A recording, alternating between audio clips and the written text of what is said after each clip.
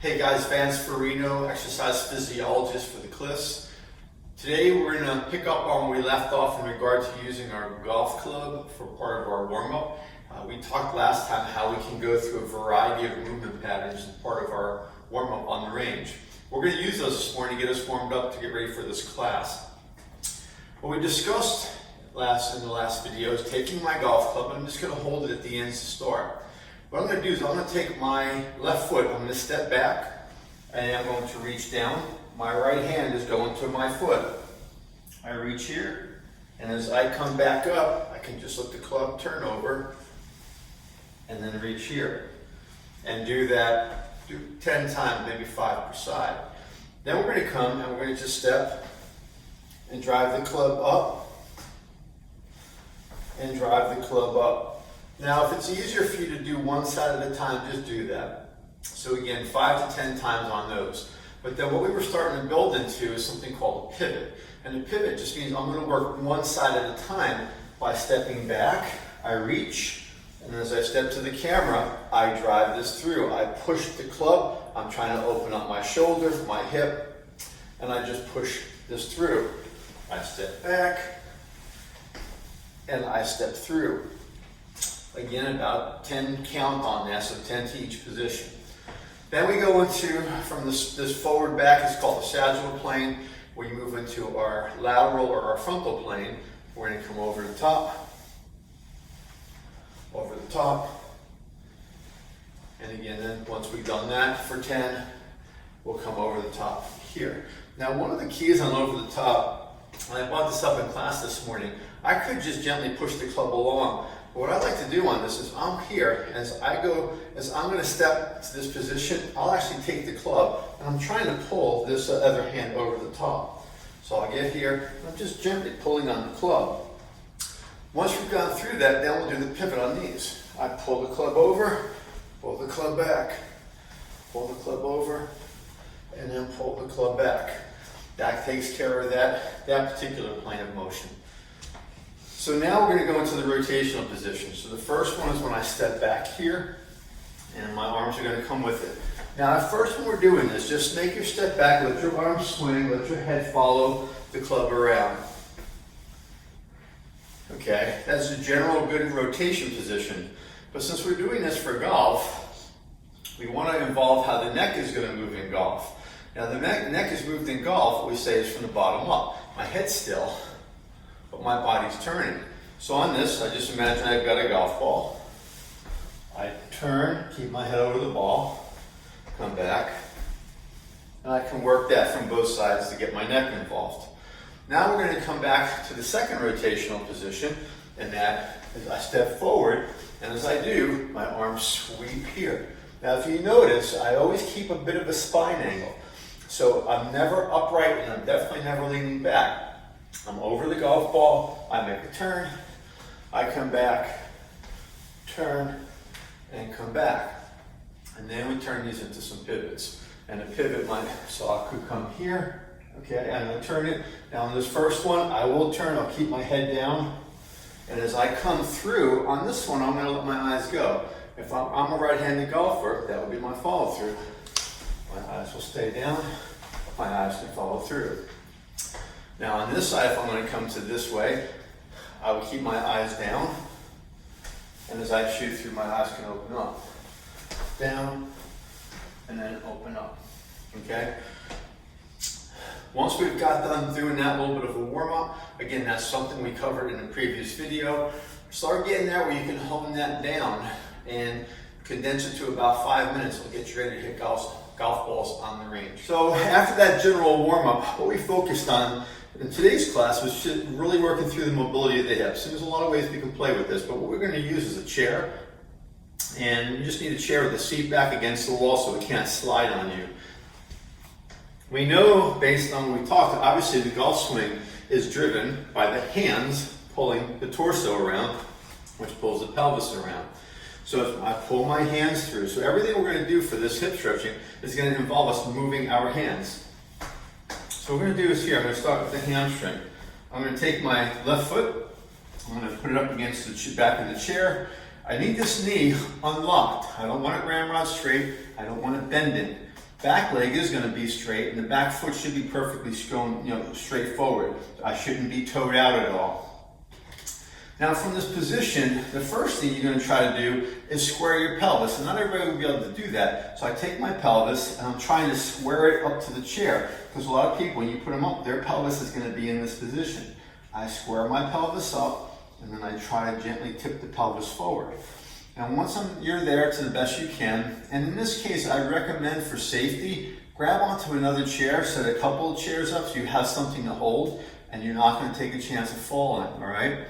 Now from here, I'm going to start with my left hand, reaching across my body to drive rotation, where I'm going to reach across, pull across my body, and I get my hamstring. So now I'm getting a rotational hamstring stretch. I can reach with this arm 5 times, or I can reach with this arm 5 times. Now notice as I'm coming through this, I'm keeping the spine angle. I'm not standing straight up and, again, not leaning back. I just drive that through and bring it back. And again, 5-10 times each side is fine. Now once I've done from hamstring, now we're going to go into the hip flexor. I'm going to switch my feet so the camera can see that a little bit better. Very similar position to start, but instead of this knee straight, I'm going to move this knee forward. Again, I can use very similar hand motions. I can come in here and I can take my hand, I can just reach that through. I can reach it through. And of course, I actually can reach it the opposite way. Reach it this way, and reach it this way. So now I'm getting a hip extension, but I'm driving my pelvis in different positions to make sure that I can open up and clear that joint in multiple positions. All right, from the hip flexion position, we're going to go into stretching the groin. And very similar type of way we're going to do it. The only thing different from what we just did is this new one is this foot's going to now face the camera. This foot's still going to come back. Now for many people, just that little bit of a slide is more than enough. So we'll ease into this. You can glide here, and then from this position, a little bit of motion through the pelvis. But again, staying consistent with our theme of using your hands, I can come in here, and I can just reach. So notice every time I reach, I move over this leg as the arm comes around. So I'm not turning and then going. I'm trying to just time those together. I could drive this arm through, or, which I didn't show on the other ones, I technically could drive both through. So now I'm getting that. And then again, go back to the other side. I can come through here.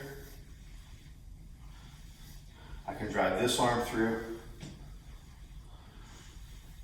or I can drive them both. All right.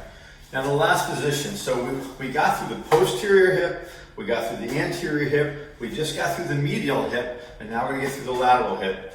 So I'm gonna stand facing the camera, and again, I think you're gonna need something for extra balance points, whether it's a counter, another chair, just be careful.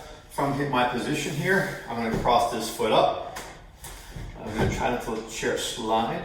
Now from this position, again, I have my stretch along here. I stand tall, try to square my pelvis, and then again, I'm going to take this hand and I'm going to reach this around. I'm going to drive rotation by bringing this hand through. Of course, I can anchor this hand and then drive this hand across as well. We're going to add a little bit to this one. So from this position, if I'm in here and I want to bring this over, I can line this up, get that strong stretch, and then come back in over the top.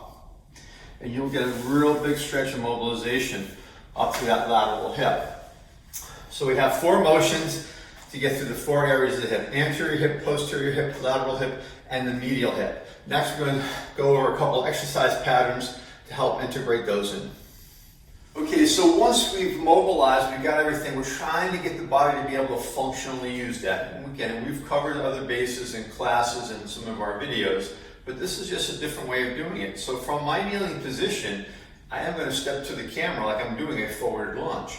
Now again, it's going to use a lot of hip motion because I'm on my knee. So that lever arm's a little shorter, and it's going to have to take a little bit more pelvis motion to get me out of that. So from here, I step up through, and as I come in, I start leaning in. You'll feel a little stretch in this different video. We can do our stretches from this position.